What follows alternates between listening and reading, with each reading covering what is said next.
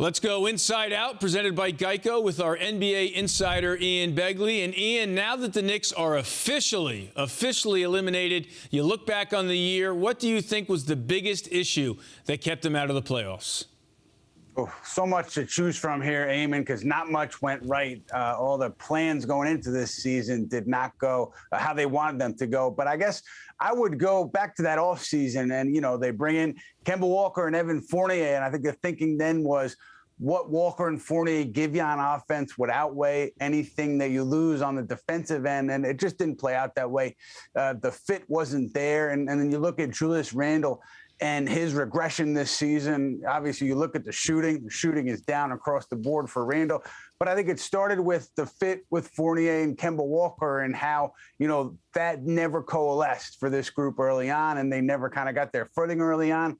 And you went from there. So to me, I look back at that offseason as the primary issue of how this thing played out this year for the Knicks. Yeah, obviously not the homecoming story everyone was hoping for with Kemba Walker. All right, you mentioned Randle. Does he or does he not want to be traded? What's the future for Julius Randle now with the Knicks?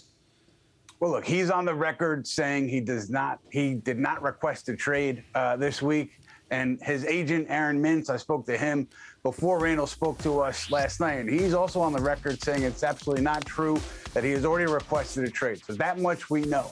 What will the conversation be in the offseason between Randle and the Knicks? Yeah, I'd be guessing if I were to talk to you about that tonight. But I do know that, several teams prior to the trade deadline had some interest in Randle, had some interest in bringing Randle in and using him in a different role than the Knicks had been using him in. So it's clear that, his talent, he's seen as a talented player around the league, and it's just a matter of putting him in situations to be successful. So that's where you are in terms of him and a trade. It's clear that, this season hasn't gone the way he's wanted it to. He's talked about, dealing with the boos on the home floor and how that's been difficult for him and his family, his young son, Kaiden. So there's frustration there.